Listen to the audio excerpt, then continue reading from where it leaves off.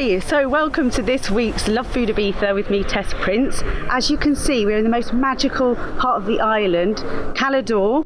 So what we're going to do today is make an incredible paella. I decided to call on a really good friend of mine, Alberto at Carmen, and with his long and loyal chef of 30 years, Joanne, who I think makes the best paella on the island. To make it super special, we've decided that we're going to take it actually outside.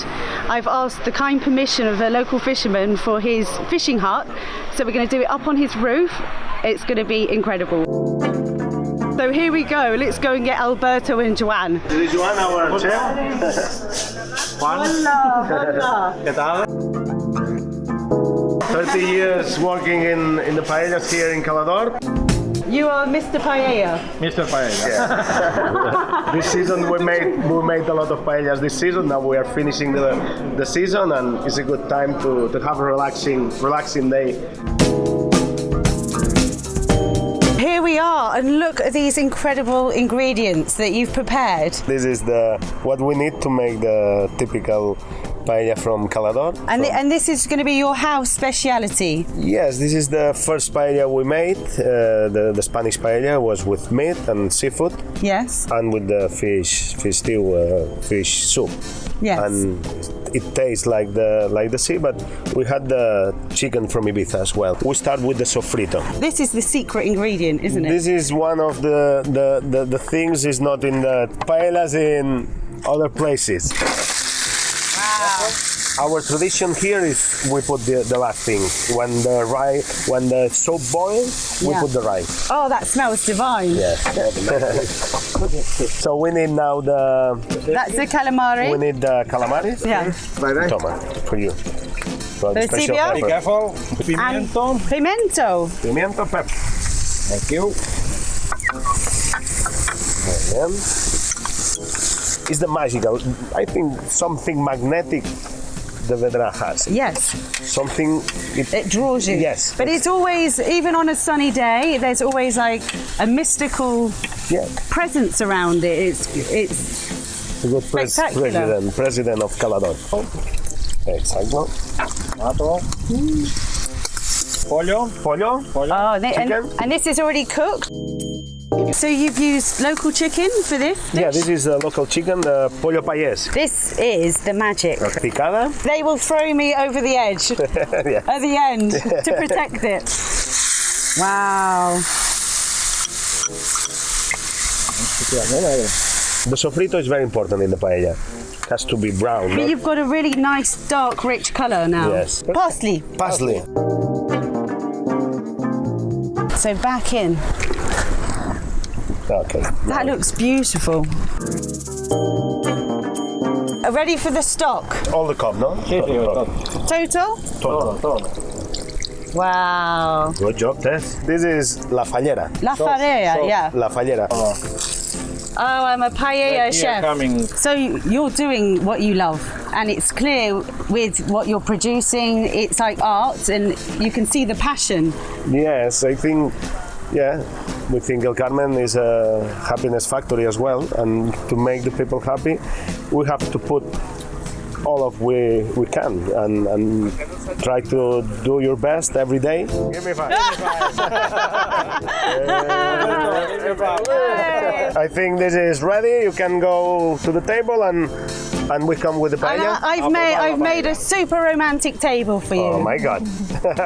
Yeah. Wow. Okay, well, this the first plate for Tess.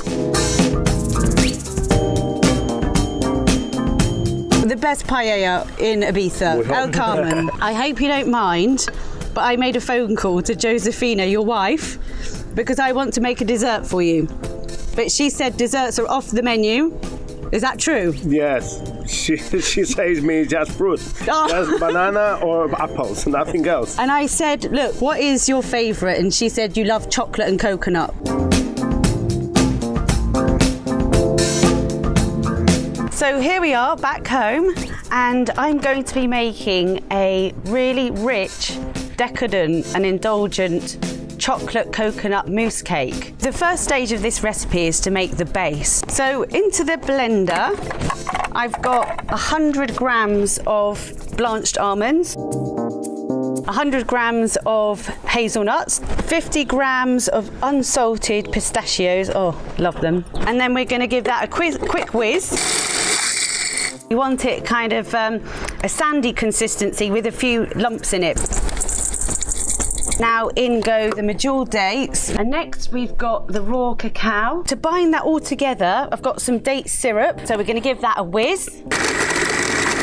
And just before we put the date mix in, I'm going to put in the coconuts. So I've just added the coconut to the nut mix, and now we're going to add the date. So after a lot of wrist action, I've got my lovely blended base. You've really got to work it right down into the corners. It does take quite a while just to get it nice and even. So for the next part, it's making the filling. So these tins of coconut milk have been in the fridge overnight, and what happens, you get a separation of the coconut water and cream, and what you're getting is just the coconut water, and then you're going to be left with about a third of a tin of coconut cream at the bottom, and then pour into a blender and give that a good mix till it's nice and stiff.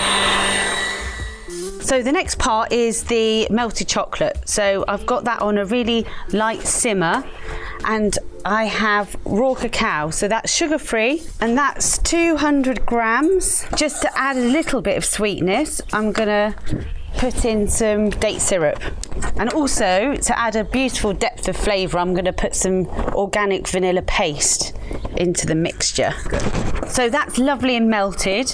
I'm gonna take it off the heat and get it down to room temperature, and then we'll grab the coconut cream from the fridge, and then we'll mix those two together. So I've got my base out of the freezer, and the next bit is to incorporate the chocolate mixture with the whipped coconut cream. It's important to just spoon off some of the coconut mixture into a separate bowl,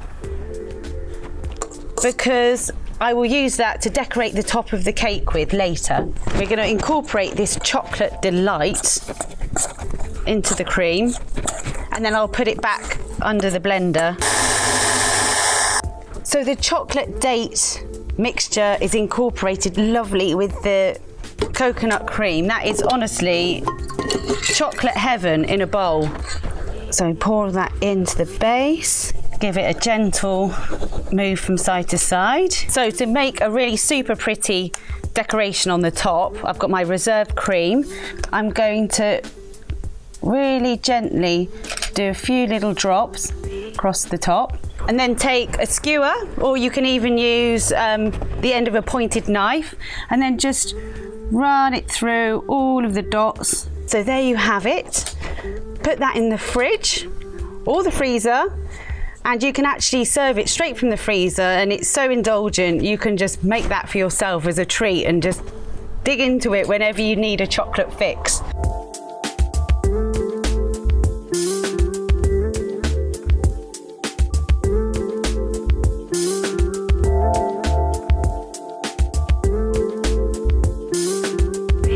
That was another magical episode of Love Food Ibiza, and I came here to Esvedra, Cala'D'Hort, Carmen, to find out what the best paella on the island is. And I was looking for a magic ingredient, but I can safely say the magic ingredient is love and passion, and that's what they have in abundance. So full recipes for today will be found on the website lovefoodibiza.com.